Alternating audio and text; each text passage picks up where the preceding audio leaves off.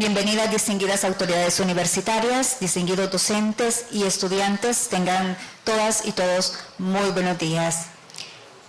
Hoy continuamos con las actividades en el marco de la celebración del 5º aniversario del Laboratorio 3D de la Universidad Tecnológica, semana en la cual nuestra institución se enorgullece de todos los logros alcanzados y del trabajo en equipo realizado. Desde el año 2018, este espacio se ha encargado de educar a través de talleres y cursos, concientizar por medio de ferias y exposiciones, comercializar servicios de prototipado, asesoría en diseño y fabricación. Sus cimientos están en 3 pilares importantes: makers, impresión 3D, vinculación entre industria y academia. Y sobre todo, algo importante que destacar es que a la vez todo el trabajo que se realiza está alineado con los objetivos de desarrollo sostenible, que es un trabajo importante que como país tenemos como parte de nuestras metas. Ahora, para continuar con el programa, presentaremos la primera conferencia que está programada para este día. El día de ayer tuvimos pues el día de inauguración de todas estas actividades. Seguimos este día con conferencias, mañana viernes también con conferencias y el día sábado los talleres. La primera conferencia que tendremos este día es Trayectorias en Contexto por el arquitecto Carlos Valladares, fundador de FabLab SB, y les comentaré en breve un poco de la trayectoria de nuestro conferencista de esta mañana. Carlos nos presentará diferentes perspectivas sobre cómo el crear y la fabricación digital se han venido integrando en la cultura salvadoreña a través de los años y cómo podemos adaptar estas herramientas a la realidad en que vivimos con vistas a un país más tecnológico. Carlos Caco Valladares, como es conocido, es un arquitecto, tecnólogo y consultor especialista en innovación del Banco Interamericano de Desarrollo. Actualmente como empresario es capitán y fundador de Caco Valladares Group, brindando consultorías en tecnología a MIPYMES y proyectos de urbanismo multidisciplinario. También es fundador y presidente de la Asociación FabLab El Salvador, la primera organización de espacios de fabricación digital en el país. Así es que, sin más preámbulo, pues daremos paso a la primera conferencia de este día. Estemos muy atentos a todo lo que nuestro facilitador de esta mañana estará compartiendo con ustedes. Después de la ponencia se va a abrir un espacio de preguntas y respuestas en las cuales ustedes pueden, no tengan temor, consulten todo lo que quieran y aprovechemos a los facilitadores que van a estar con nosotros en estos días para compartir sobre estos temas que, como les decíamos en un inicio, van muy ad hoc a su carrera. Arquitecto, adelante. Muchas gracias. Buenos días a todos. Es un gusto para mí estar acá. Quizás para introducir un poquito la charla, traigo una presentación que es nueva, es digamos que especial para este evento. Yo tengo ya bastante tiempo de estar en este mundo de los laboratorios de fabricación digital y es bien significativo, digamos, cumplir 5 años. Cuando me invitaron fue como bien interesante, digamos, armar una narrativa para esta presentación y ahorita me comentaban de que ustedes son de primer año, así que creo que eso es bien importante porque yo hubiera querido en mis tiempos cuando estudié tener esta presentación que abre de alguna manera la mente y va a ser una presentación, tal vez si me ayudan apagando esta luz de acá, no sé si se podría para que se vea mejor la presentación. Voy a poner un video ahorita, acá la gente de producción me va a ayudar con poner un video, el video está en inglés, pero solo traten de percibirlo visualmente y después se los voy a explicar en el contexto que estamos hablando de este conversatorio, porque más que una charla yo lo que traigo es una conversación y hay un espacio de preguntas y respuestas, así que vamos a arrancar con el video de introducción.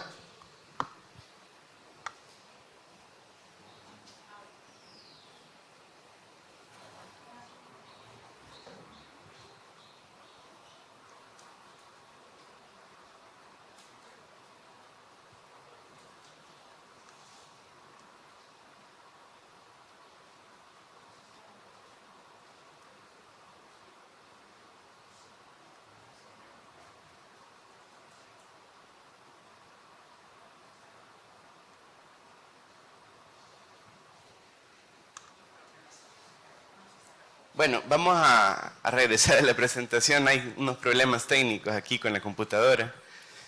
El video, digamos, que traía y para poder dar como este paneo, era un video de un estudio de Nueva York que se llama Commonwealth. Commonwealth es un estudio de diseño de mobiliario y básicamente cuando yo titulé, digamos, esta presentación de trayectorias en contexto era por 3 razones. La principal, digamos, el festejo de los 5 años. Eso es una trayectoria en el tiempo. Si lo vemos en términos de vectores, si llevan matemática o álgebra, si estamos en esta posición, que sería el año 0, al año 5 hay un movimiento. Pero también las máquinas de control numérico computarizado, que son estas que vemos acá, al final de cuentas son como un taladro, pero lo maneja una computadora. Es decir, si yo al taladro lo meto para abrir un hoyo para un clavo, imagínense que una computadora hiciera ese movimiento. Ese movimiento se hace por números, por matrices de vectores. Entonces, un poco el video iba de cómo la materia se transforma a partir del contacto con estas máquinas. Es decir, yo tenía un trozo en el video, un trozo de madera burdo, y la máquina empezaba a entrar en contacto con él, pero no como normalmente, como están en los laboratorios salvadoreños. Acá no tenemos máquinas, o sea, en ningún lugar hay una máquina de 7 ejes. 7 ejes es básicamente un brazo robótico que ya hace muchas cosas un poco más complejas. Entonces, ¿de qué va un poco el tema? Si bien es cierto, hay un tema de fondo, digamos, y hablar un poquito de mi experiencia. Yo llevo ya cerca de 13 años en el mundo de la fabricación digital. Es posibilitar un nuevo paradigma de pensar y de hacer las cosas. En inglés, todo este mundo se llama maker. Make significa hacer en inglés. Entonces, pongo en mayúscula un poco el hacer, pero en relación con el pensar. Las máquinas pueden hacer cosas, sí y solo sí, yo le ordeno que las haga. Entonces, acá vamos a ir viendo un poco, voy a entrar de lleno en la presentación. Este es Simón, el hijo de Hilaria, una súper amiga mía de Italia. Hilaria la Mana es romana, ahorita vive en Qatar y es parte de un Fab Lab allá. Entonces, cuando Simón nació, casualmente, pues sí, su mamá estaba bien metida, igual que todos nosotros, en el movimiento, y fueron a la CES en Las Vegas. La CES es una conferencia de tecnología y acá se da una relación, esta foto la tomó Benito Juárez, se da una relación bien interesante del futuro. Y esta es la introducción de mi presentación, vea, hola. Hola entre una inteligencia artificial y un bebé que tiene 5 meses, tenía Simón. Él nació en noviembre y la CES se hace en febrero.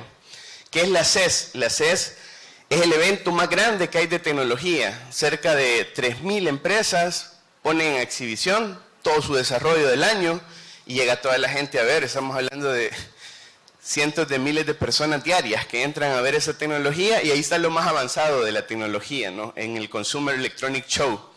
Los pilares de esta presentación son un poco fumados, como dicen, vean, los jóvenes, pero tienen una razón de ser para como ubicarnos en el contexto salvadoreño. Nosotros normalmente somos como que vamos ahí en la inercia, ¿no? Como cuando vemos un rebaño de vacas y ese rebaño de vacas va caminando, hay una vaca que sigue a todas las vacas, ¿verdad? Pero hay un momento donde aparecen personas o personajes en la historia como Carlos Marx. No sé si ustedes lo ubican. Carlos Marx es el creador del materialismo dialéctico y yo voy a hablar un poquito de la evolución del idealismo al materialismo, pero más que en términos filosóficos, lo voy a plantear bien pragmáticamente desde mi experiencia. Idealismo, ideas. Materialismo, materia. Entonces, lo que venía antes de Marx, los idealistas pensaban que la idea era el punto de partida y realmente es la materia el punto de partida. Si esta tarima no estuviera acá, yo no estaría flotando como Iron Man, ¿vea? Eso podría ser idealistamente bonito, que yo estuviera flotando, ¿vea? Pero materialistamente no lo es. Y eso en los Fab Labs se ve mucho porque entramos a construir cosas, ¿vea? Muy concretas. Lo otro es que hablamos de contexto y localidad. Si ustedes no conocen la palabra localidad, no es nada sofisticada, es global y local junto. Entonces, cuando yo pienso local, es como que yo me puedo comunicar con alguien en Sydney, Australia, y decirle, fíjate que tengo una idea en mi compañía, yo tengo una empresa de inteligencia artificial para real estate, y hay como mucho desarrollo de lo que nosotros hacemos en Sydney. Entonces, es como escribirle en LinkedIn a alguien y decirle, mira, fíjate que tengo interés de entrevistarte. estoy validando mi concepto y quiero hablar contigo. Eso es pensar local.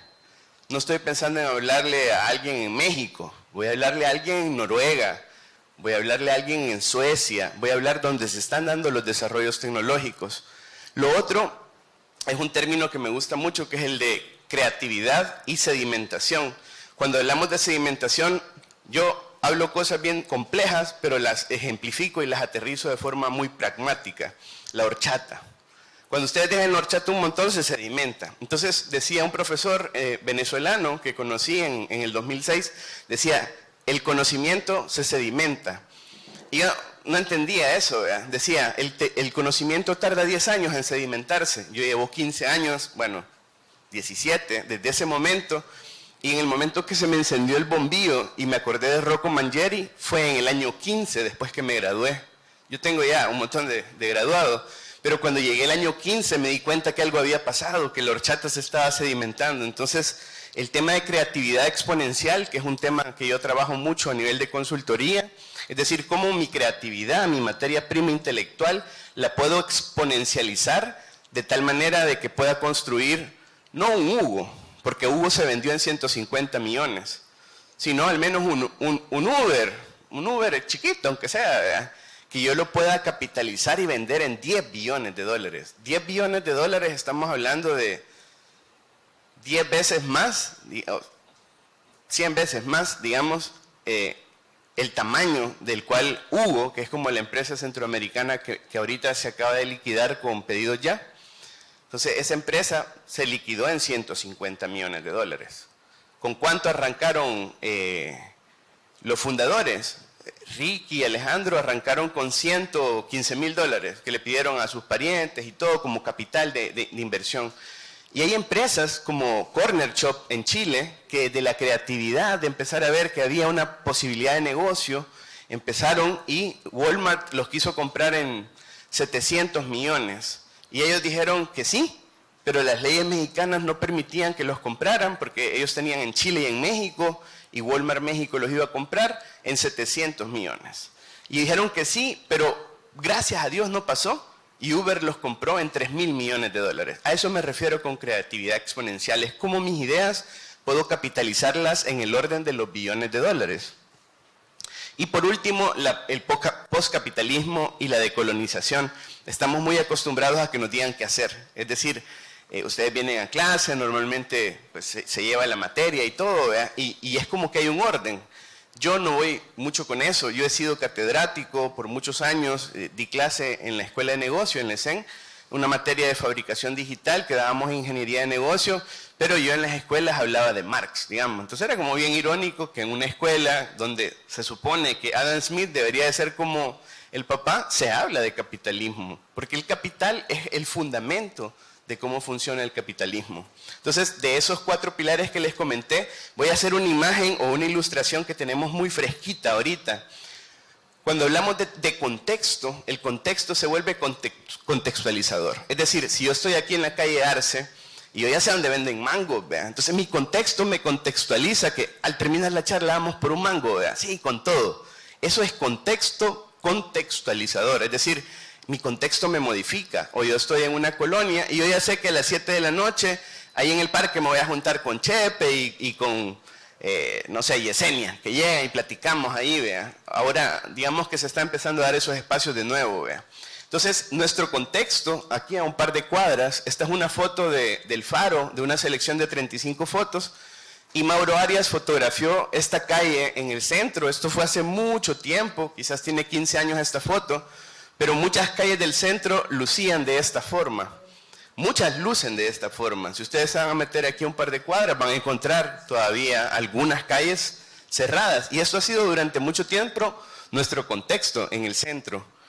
Este era el contexto de esa iglesia en esa época, digamos, ¿vea? Y este es el contexto de ahora. Ya no tengo que ni siquiera poner la foto, ¿vea? Lo que me interesaba que diéramos, y no se ve por la resolución, es que esa parroquia, la nueva, la que se abrió, donde hay videomapping, la que salió en todas las redes sociales del gobierno, tiene 5,000 likes. Yo no tengo ningún portal, ninguna red de mis emprendimientos o de mis proyectos que haya llegado a 5,000. Pero yo les apuesto que la iglesia del Calvario, o la parroquia del Calvario, no tenía pero ni 5 likes hace 2 meses. Pero el contextualizador cambió y ahorita es una de las redes, yo pensaría que la que más like tiene de la religión católica. Entonces no necesito ni poner la fachada recuperada, sino su red social, vea. Y si ustedes se meten a verla, lo que van a ver es un movimiento de fotos, de gente, porque la gente se empodera en ese contexto contextualizador. Y esta es la postura un poquito, mi presentación era un poco larga, pero tengo el tiempo bien recortado, así que voy a ir a un poco de velocidad y hasta donde lleguemos nos quedamos. Pero esta es la actitud que yo espero que ustedes tengan para que aprovechen al máximo esta esencia, digamos, o este juguito de conocimiento. Una actitud expectante, activo-curiosa, para que en la hora de las preguntas podamos aprovecharla.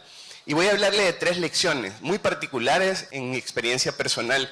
El primero se llama el journey. El journey lo voy a hacer como bien rápido para que en 5 minutos aterricemos esto.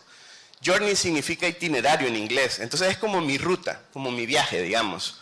Y mi viaje fue supersónico. Si ustedes fueron a ver Top Gun al cine, hay una velocidad que es la velocidad del sonido, y la velocidad del sonido se llama Mach 1. Un Mach 1 es, digamos, como menos que la velocidad del sonido, un Mach 2 es entre 0.7 y 1.2 de la velocidad del sonido, y un viaje supersónico es 5 veces la velocidad del sonido. Es decir, si la velocidad del sonido es 1200 y pico de kilómetros por segundo, imagínense los 5, entonces 5000 kilómetros. Esa velocidad fue con la que yo al salir de la carrera empecé. Yo salí en el 2007, en el 2009 me fui para Perú y así estuve como viajando de país en país. Y básicamente tuve la oportunidad de conocer un montón de gente que hacía un montón de cosas, ingenieros en robótica, ingenieros en informática, programadores de lo que se imaginen, psicólogos. Y obviamente yo soy arquitecto, ustedes están en una clase de arquitectura, ¿verdad? Entonces es como, somos primos, ¿verdad? Somos parientes. Entonces esta velocidad, cuando uno entra en reflexión, es bien importante porque si tú vas a tanta velocidad, los que vieron a Tom Cruise en la película, hay un momento donde le dicen, él rompe las órdenes, ¿verdad? Y hay un momento donde él tenía que llegar a una velocidad de Mach 6 o 7, por ahí. O sea, una super velocidad. Ya no era supersónico, sino hipersónico la velocidad. Entonces él desobedece y lo lleva a Mach 8, Mach 9, ¿verdad? Y todo el mundo, no, se va a matar, va a estallar, ¿verdad? Y ya cuando estaba por la estratosfera, llegó a Mach 10. No sé si se acuerdan, si vieron la película, y si no se la recomiendo, es la película más taquillera hasta ahorita. Entonces, esa velocidad a veces no te permite reflexionar. Y hay un estudio de la Universidad Católica de Perú, donde unos sociólogos y antropólogos empezaron a medir cómo era la vida. Y esta imagen es bien contundente porque cuando tenemos entre 15 y 24 años, nuestra barrita de poder motivacional está al 100. Si me dicen a mí, ¿y qué querés ser cuando te gradúes? Ah, yo quiero ser presidente de la República, ¿verdad? O yo quiero ser astronauta. Yo cuando estaba chiquito quería ser detective de la policía de Los Ángeles. Eso era como mi sueño. Así como tal vez ahora quieren ser influencer, yo quería ser detective. Después me gradué y fue como, voy a ir a sacar una maestría en Barcelona, ¿verdad? Y después me decían mis amigos, hey, fuiste a sacar la maestría en Barcelona. Y la barrita de poder era como, no, fíjate que no, ¿verdad? Yo no tengo hijos, ¿verdad? Pero básicamente en esta edad es cuando te dicen, hey, la maestría en Barcelona, ya fue, ¿verdad? Tengo que atender a Carlitos, darle sus cosas, ¿verdad? Entonces todos los sueños nos van cambiando y nuestros motivadores cambian, ¿no? Porque hay responsabilidades, pagar la casa, pagar la luz, etc. Y cuando llegas a los 35 años, tu motivación, tus sueños están en un nivel donde dicen, no, ya solo esperar la pensioncita, dicen. Ya, como pues sí, ¿verdad? Para que llegue la pensión. Ese paradigma es el del capitalismo, es el que nos estamos ahorita incorporando y que ustedes van a empezar a ser parte de la fuerza laboral de eso, y básicamente llegás y buscas una oportunidad de trabajo de dibujante de 400, 500 dólares a lo mucho, ¿verdad? Cuando uno dice, estoy estudiando para ganar 1000 pesos, ¿verdad? Pero llegas al mercado laboral y para que alguien gane 1000 dólares tiene que tener 5 años de estar en el estudio, ¿verdad? O más. Entonces es como un poco injusto, ¿verdad? Pero en los Fab Labs lo que buscamos es cambiar esto. Que una persona de 90 años venga al laboratorio y diga, este es el lugar que siempre soñé estar, ¿verdad? Porque se va a poner a jugar, se va a poner a hacer cosas. Yo he conocido señores que conocieron la impresión 3D o la electrónica ya tarde, pero se enamoraron de ella y es algo que les apasiona. Entonces, hay un propósito, me lo voy a saltar un poquito, pero este propósito, estuve en una capacitación de Singularity University, que es la Universidad de la Singularidad, traduciéndolo. Es una universidad que está en Silicon Valley. Y vino a El Salvador y nos capacitó a 80 líderes empresariales de todo tipo, de academia, etc. Y mi propósito de transformación masiva es Making Makers. Lo que pasa es que yo trabajo mucho, en algún momento trabajaba 86 horas a la semana, y cuando me especialicé en el tema de los Fab Lab, hay como una escuela, una universidad, digamos, que es el Fab Academy, y es bien intensivo. Entonces yo trabajaba y aparte estudiaba y tenía como 4 empresas en simultáneo. Entonces era como, ya había unos tics por aquí, el dedo se movía, era como que cortocircuito, ¿vea? Y dije yo, esto me va a matar, ¿vea? Me va a dar un derrame. Entonces lo que necesito es que haya más manos parecidas, y empezaron a replicarse más manos, más laboratorios. Apareció el laboratorio. Este es el primer laboratorio en una universidad. El primer Fab Lab en una universidad está acá. Yo estaba en otras universidades tratando, bueno, en el ESEM por lo menos me dijeron, mire, ¿por qué no da una clase, aunque sea? Y la dimos 7 años, todavía la siguen dando, la da un amigo mío. Entonces la materia ya lleva casi 10 años, pero no es un laboratorio. O sea, compraron una impresora, la llevamos al laboratorio de tecnología. El laboratorio de tecnología del ESEM es bonito, pero tener una impresora no te hace un laboratorio. Un laboratorio es lo que Germán y todo el equipo están acá permanentemente. Y tú venís y decís, quiero hacer un proyecto. ¿Y de qué? No sé, solo me interesa el agua. Investiguemos, veamos qué se puede hacer con el agua. Hey, mira, encontré una aleta en impresión 3D que se puede descargar, y si la ponemos y gira, eso puede generar energía para la ciudad. ¡Wow! Entonces, ese tipo de cosas es lo que yo busco hacer, replicar más conocimiento de personas que hagan cosas. Y cuando hablaba del cuerpo, y aquí déjenme ver mi celular porque a mí se me va el tiempo, 9:13, va. Cuando hablamos del cuerpo, este es nuestro sistema, ¿no? Entonces, una de las preguntas que yo siempre hago es, si somos máquinas, no sé si lo sabían, pero somos máquinas, solo háganse una pregunta: ¿por qué no se les caen los hombros? ¿Por qué no se les caen los hombros si la gravedad es 9.8 metros sobre segundo? Es bien fuerte la gravedad. Si yo salto, inmediatamente caigo de nuevo. Entonces, ¿por qué el brazo no se me cae? ¿Por qué crees tú que el brazo no se cae? La chica de blanco. Sí.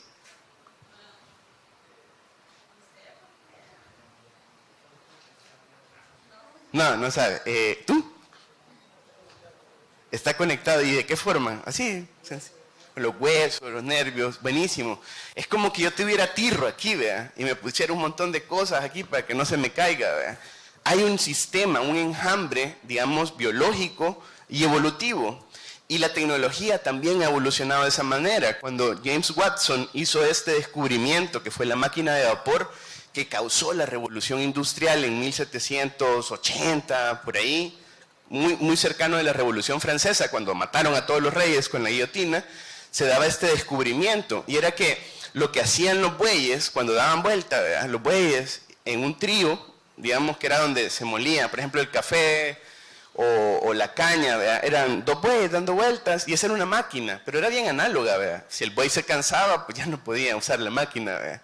Entonces empezaron a hacer mecanismos que hicieran un músculo artificial, ya no el músculo del que él nos hablaba, por el cual no se nos cae el hombro, sino que un músculo que permitiera que una polea diera vuelta, que generara cierta energía a través del vapor. Y luego en los años 1900, 1920, después de la Gran Guerra, la Primera Guerra Mundial, se empieza a dar esto. En Toyota, en todas estas empresas, Toyota, si ustedes no saben, todos sabemos que es Toyota, ¿verdad?, carros. Pero Toyota en 1920 era textiles. ¿Se pueden imaginar Toyota haciendo vestidos, haciendo tela, ¿verdad? No, pero un hijo del señor Toyota dijo, no, la empresa de esto nos vamos a morir, va a quebrar en algún momento. Y él planeó que había que hacer una transición, y como tenían mucho desarrollo de motores para enrollar la tela, dijo, si nos enfocamos en la tecnología, de pronto los motores, y empezaron a ver que los carros, y no habían carros en Asia, y se generó esa oportunidad. Pero este metabolismo es como nuestro estómago, es nuestro metabolismo, el mismo metabolismo lo tiene un carro. No voy a entrar en detalle porque es muy largo de explicar, Pero este es como, antes lo explicaba y era como que toda la gente se quedaba viendo así, pero ahora si hablamos de inteligencia artificial, toda la gente se queda viendo así, ¿vea? Porque todos ya usaron ChatGPT o Stable Diffusion o alguna herramienta, ¿vea? Cualquiera que sea, Midjourney. Si ustedes son arquitectos, les invito que hoy en la tarde pongan Midjourney, se escribe M-I-D, Journey, así como lo que escribí. Mid significa como mitad en inglés, Midjourney, como medio itinerario sería en inglés. En español. Entonces, Midjourney, ustedes le meten, quiero una casa minimalista en Japón, pero con pingüinos que estén deslizándose en un tobogán hecho en impresión 3D. Y en menos, el prompt se tarda 45 segundos en arrojarle el render, es decir, la imagen de vuelta, con todo lo que yo le pedí. Y de hecho yo lo tengo, yo le pedí, y lo hubiera puesto, le pedí que me hiciera un Fab Lab en el Polo Norte con pingüinos haciendo nanotecnología. Y me salieron los pingüinos haciendo nanotecnología en un Fab Lab que tenía una ventana hacia una montaña nevada. Eso me tardó 45 segundos. Entonces, la inteligencia artificial es el momento en el cual estamos ahora, y este es un poquito más complejo, que es cuando todo se conecta. Es decir, el Internet de las cosas. Y en el Internet de las cosas lo que tenemos es que esa puerta está conectada a la cámara, al micrófono, entonces cuando los decibeles cambian y se genera un ambiente en todo este espacio, si el espacio es responsivo o siente, imagínense que yo a él lo empujo, le va a doler, vea. Imagínense que yo empuje el mueble y el mueble le duela o se materialice de una manera distinta, de que yo lo aprieto acá y él, sus moléculas responden de una manera, eso se llama impresión 5. Y la impresión 5, o sea, en quinta dimensión, es cuando el material responde de una manera molecular. Aquí es como físico, estático, pero si yo imagínense que me sentara y agarrara la forma de mis glúteos, la hacía, y cuando me levanto, ¡fum!, se vuelve a poner. Eso ya existe. Hay un laboratorio de Neri Oxman de materiales en el laboratorio del MIT, donde Neri está explorando la reconversión de los materiales. Y esto que ya es crear vida. Y aquí digamos que esto entra como un gran dilema, pero hay mucha gente, en Boston sobre todo, donde uno va a una cuadra y en una cuadra hay 100 startups y hay como $1 trillón de capital de desarrollo, 1 trillón, eso es 1 millón de billones, $1 trillón de inversión para nanotecnología, para biotecnología, es decir, para crear clones. Y esto parece como ciencia ficción, pero está pasando. Está pasando, se está desarrollando y hay como un buen desarrollo sobre eso. Y voy a aterrizar como el journey, por lo menos para poder tener una introducción. Este fue en mi experiencia, en mi itinerario, un momento bastante importante que fue cuando me fui a vivir a Lima. Me fui a trabajar en investigación urbana en barriada. Acá le decimos zona marginal, allá se llama barriada, en Argentina se llama vía o en favela en Brasil. Y este es como el panorama de todo Lima. Lima son 10 millones de habitantes. De los 10 millones, pituquito le dicen a la gente de dinero. Tú sos pituco, ¿verdad? Porque vivís en San Isidro, en Miraflores. Es decir, como que vivieras en El Escalón o en Santa Elena, sos pituco. Fresa decimos acá nosotros, en México, ¿verdad? Pero más o menos 9.5 millones de personas viven así. Y 500.000 personas viven en zonas bien, ¿verdad? Entonces, lo que hacíamos era analizar los históricos de la ciudad, empezar a ver cómo era el crecimiento del grano urbano. Cuando lleguen a quinto año o a cuarto en urbanismo, se van a acordar de esta diapositiva, porque esto es metabolismo urbano. Y en esa parte lo que empezábamos era modelar, así como ustedes hacen su planito, nosotros hacíamos ese esquema relacional de espacios, pero empezábamos a verlo de una manera donde entraba la tecnología. Y esto que les estaba diciendo empieza a tener sentido. Imagínense que este espacio es responsivo. Yo me muevo hacia acá y esta puerta se empuja vectorialmente hacia allá. Es decir, hacia donde yo me dirija, la materia empieza como a elongarse, a estirarse, a darme más espacio. Entonces, para hacer eso, obviamente hay que generar parámetros. Esto hoy es más fácil, pues en nuestros tiempos no habían, o si habían programas, muy poca gente podía usar Grasshopper, diseño generativo. Era como bien complejo. Entonces nosotros lo que hacíamos era investigar, por ejemplo, cuáles eran todos los itinerarios dentro de la casa. Digamos que esta es mi casita, yo vivo en Altavista y esta casa es pequeña, pero en los espacios yo puedo mapear a mi perro y decir, el perro se va por allá, después se regresa, después se mete allá, y hace todo ese itinerario, y el gato lo hace de otra forma, se va por el sofá, se mete detrás. Entonces, cuando tengo todos los itinerarios, empiezo a generar matrices relacionales del espacio para que me permitan ver los jueves en la mañana, como no hay nadie, digamos que aquí está toda la semana, yo puedo empezar a ver cómo funciona mi espacio, y en base a eso se programa el espacio. Por ejemplo, para mover una ventana, porque entró mucho sol, entonces me muevo, ¿vea? Y cierro el soleamiento. Entonces, este tipo de cosas con Beno las trabajábamos. Beno es el fundador, digamos, de los Fab Lab en Latinoamérica, y tuve la oportunidad de estar con Beno en el Fab Lab 1. El Fab Lab 1 está en la UNI, valga la redundancia. La Universidad Nacional de Ingeniería es la universidad más grande del Perú, y en esa universidad decidió el MIT colocar el primer Fab Lab, el primer laboratorio como el que está acá, en una universidad, no en Brasil, no en México, no en Argentina, en Perú. Casualmente yo estaba ahí y tuve la fortuna de estar desde el primer laboratorio y luego pues quedarme como ayudando. Y este quizás es como un poco mi mensaje final cuando a Neo le dice Morfeo, ¿quieres tomar la pastilla azul o la pastilla roja? Para los que no han visto Matrix, que se las recomiendo, que si vieron la 4, que es como esta nueva que salió, ¿verdad? Que fue como rara la película, pero fue loca, ¿verdad? La película. Pero vean las 3 primeras y traten de concatenarlas, se van a dar cuenta de que es como una explicación de que todo esto es una simulación. Pero digamos que si eso fuera mentira, en torno a la metáfora que nos deja Morfeo, Morfeo es el negro, la persona morena, ¿verdad? Entonces el negro se le acerca y le dice a Neo, ¿verdad? ¿Cuál pastilla quieres, Neo? Sí, que nosotros somos racistas, ¿verdad? ¿Por qué somos racistas? Porque no hay negros, ¿verdad?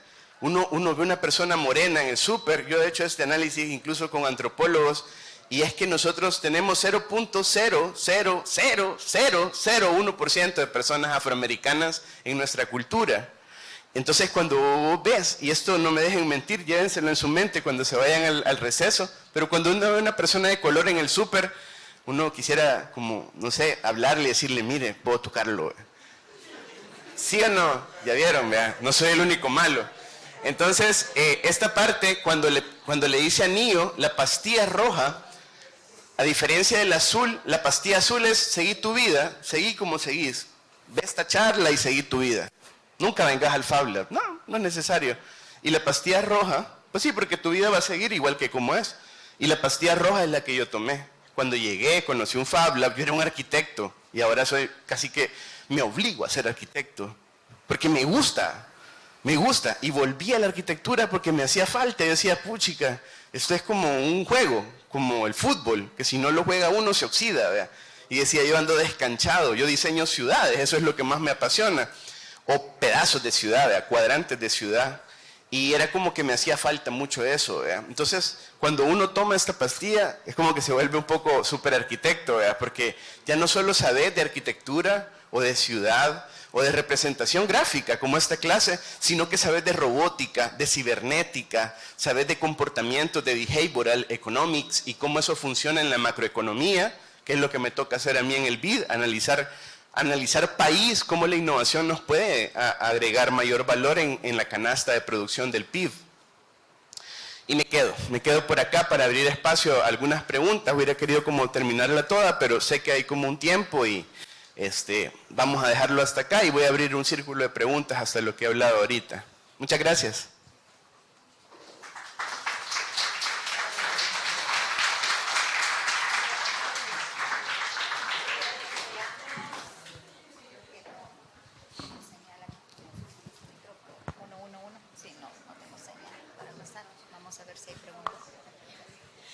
Bueno, agradecemos la participación del arquitecto Carlos Valladares. Vamos a pasar efectivamente, como él comentaba, a un espacio de preguntas y respuestas sobre este interesante tema que creo que a todos nos ha dejado pensando, por supuesto que sí. Así que quienes estén interesados en hacer alguna consulta de lo que se ha hablado esta mañana, pueden levantar su mano y vamos a acercar por ahí los micrófonos. Ah, ya hay una pregunta. Vamos a ver.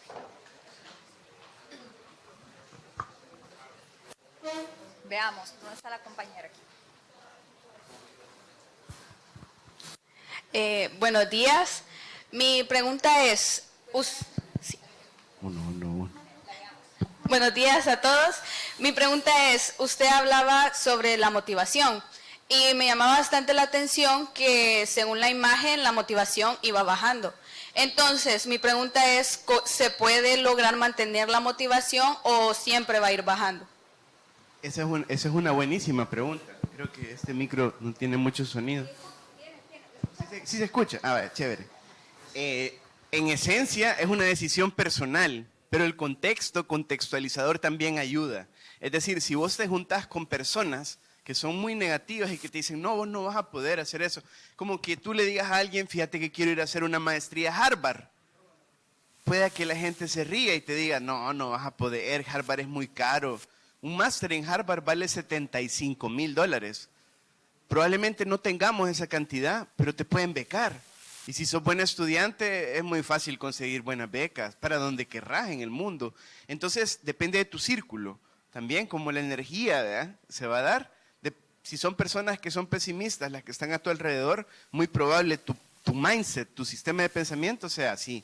Pero si tú te juntas con personas que dicen, mira, estudiamos en el día y todo, ¿verdad?, pero ¿por qué no nos juntamos en videollamada en la noche para aprender un tema? Yo quiero aprender a programar en Arduino. No sé, por decir cualquier cosa. Y todos tus amigos te dicen, reunámonos, ¿vea?, como cuando uno va al gimnasio. Y es lo mismo, la vida es como ir al gimnasio. Son las 5 de la mañana y apagás el despertador, como que hueva, ¿vea? Pero si vos decís, son las 5 de la mañana, me voy a despertar, me voy a echar agua y me voy a ir al gimnasio, esa motivación es personal. Pero sí el contexto influye. Entonces, por ejemplo, si tú venís al Fabla o vas a un laboratorio o simplemente vas a la biblioteca. Yo vivía en la biblioteca porque vivía bien lejos de la universidad. Entonces, venirme de la Einstein a mi casa, o sea, entre una clase y la otra, era mucho tiempo. Entonces, yo me iba a la universidad, a la biblioteca y ahí me quedaba. Salía, almorzaba, volvía a entrar, pedía otro libro, ¿vea? Entonces, depende de cada uno y de lo que el contexto te pueda dar. Y acá el contexto creo que es bastante enriquecedor. La universidad es grande, por lo cual hablas con un montón de personas, los que quieren hablar. Entonces hay que buscar a las personas con las que sí quieren hablar, porque hay otros que solo pasan, ¿ve? Y si te pones, te pasan llevando, ¿ve? Entonces, eso sería lo que te podría decir a tu pregunta de la motivación. Gracias por la pregunta. Un par de preguntas más. Veamos, otra pregunta por acá. Hay otra pregunta acá con el compañero. Se escucha bien. Se escucha, se escucha. Nos ponemos en pie para que... Buenos días. Como usted mencionó, los Fab Labs se pueden abordar distintos temas. Mi pregunta es de que si es necesario tener conocimientos previos para poder trabajar en uno de ellos. Buenísimo. Fíjate que voy a poner la siguiente imagen, que sirve como de fondo. Esa imagen es bien simbólica. Acá arriba, ¿saben dónde es el mercado Cuscatlán? Vea. Ahí por el parque Cuscatlán hay un mercado en una esquina, que hay un Burger King. Atrás de ese mercado hay una comunidad. En esa comunidad nosotros diseñamos e implementamos y capacitamos este laboratorio. Era un laboratorio de este tamaño, chiquito. Pero yo tenía niños de 6 años que les daba clase. Y esos niños ni siquiera sabían leer, pero les enseñábamos electrónica. O sea, en su lenguaje, bajando el nivel de la complejidad de programar un celular.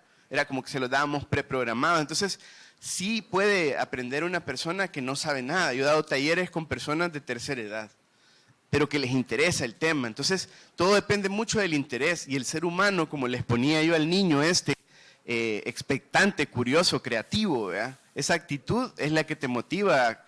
Yo no sé esto, pero quiero aprender, ¿verdad? Y el ser humano es un simio, porque somos simios, muy, muy curioso, muy curioso. Entonces, sí, cualquier persona no necesita. Obviamente hay cosas bien sofisticadas, bien desarrolladas, que hay que ser cinta negra, digamos, ¿ve? Un poco para esas batallas. Pero para otras, sí, puede ser cinta blanca, día 1 y aprendes progresivamente, digamos. Gracias. Muy bien, gracias. Veamos otra pregunta. Ahí atrás, si hay otra pregunta, por ahí o acá, veamos. Una última, antes de irnos. Allá, acá tenemos una aquí pregunta. También dijo ella, levantó la mano.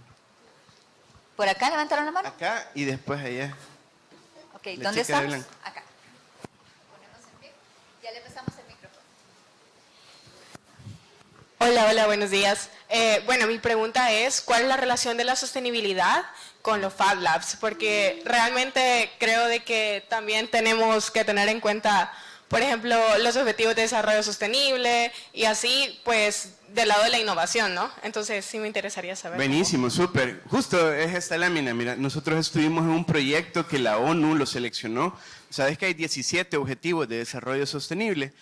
Para cada objetivo había un proyecto insignia, se llamaban proyectos bandera del mundo. Nosotros éramos parte de los 17 proyectos finalistas, digamos, y este era un proyecto bien interesante, lo voy a dejar acá quizás, que es el proyecto más grande en el que he trabajado. Yo dirigía un equipo que era el de diseño y construcción, que éramos bastantes arquitectos, ¿verdad? Entonces, lo que se hacía era un Fab Lab flotante en la Amazonía. Entonces, el río Amazonas es el río más grande del mundo y el río más diverso. Es decir, ahí hicimos este experimento, metes un bote de agua y lo sacas y lo llevas al laboratorio y hay 1 millón de especies de bacterias, de todo, pluricelulares, todo, dentro del agua. Entonces es un lugar donde se dicen, los científicos dicen, vos podés encontrar la cura del cáncer, del SIDA, de muchas cosas que no sabemos cómo resolver.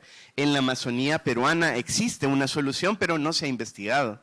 Entonces era un lugar donde se podía generar mucha investigación para poder atender de alguna forma a los grandes desafíos de la humanidad. Entonces los Fab Labs como tal tienen un programa, Peter Van Hertz se llama, un amigo que es holandés pero vive en Surinam, él es el que más ha trabajado papers y cosas en torno a cómo los Fab Labs conectan con los ODS. No con todos, o sea, podés trabajar en todos, pero se han ido especializando, algunos quieren trabajar en el 9, que tiene que ver con innovación, con tecnología, o el 11 que tiene que ver con ciudades sostenibles, etcétera, o el 4 que tiene que ver con educación, o el 2 con agua, y así. Entonces, sí están como súper conectados y hay mucho research. Tú puedes poner en Google y te aparecen papers para leerlos y como aprender un poquito más.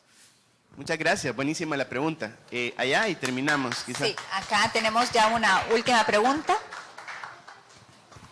Buenos días, arquitecto. Mi pregunta es, ¿cuál es su mejor vista para nuestro país acerca de lo que es la tecnología, verdad?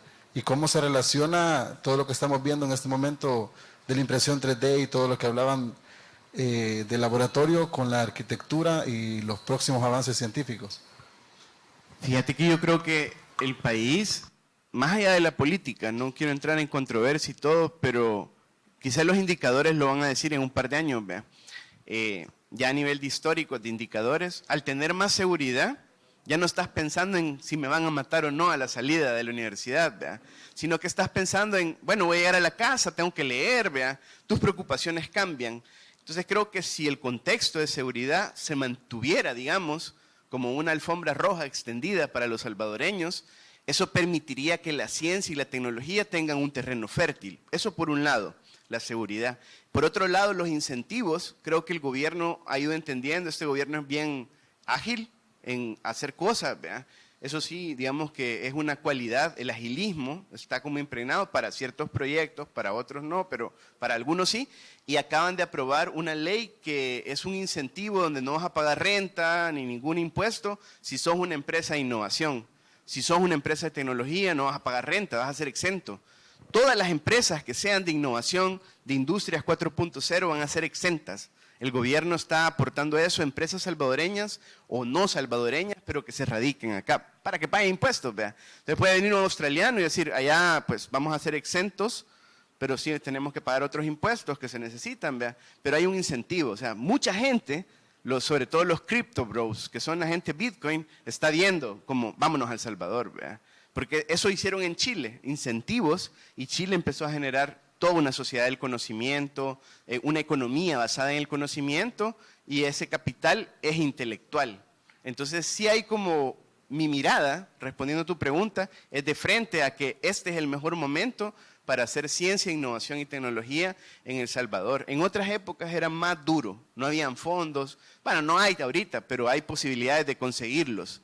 O sea, hay toda la atmósfera para que se den las cosas de una buena forma. Todo depende de nosotros también, ¿verdad? De tomar esas oportunidades y aprovecharlas.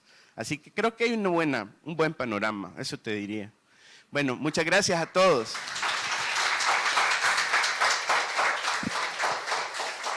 Bueno, así agradecemos la participación del arquitecto Carlos Valladares con esta ponencia que sin duda es un espacio de reflexión en este contexto que tenemos del aniversario del 5º año del Laboratorio 3D UTEC. Para nosotros ha sido un gusto que nos haya acompañado con esas reflexiones que sin duda es un aporte, es una contribución al desarrollo profesional de nuestros estudiantes. Pero ahora vamos a pedirle a Dayana Pérez, encargada de publicidad del Laboratorio 3D, para que nos acompañe para la entrega de un reconocimiento en honor a esta contribución que ha hecho con nosotros este día.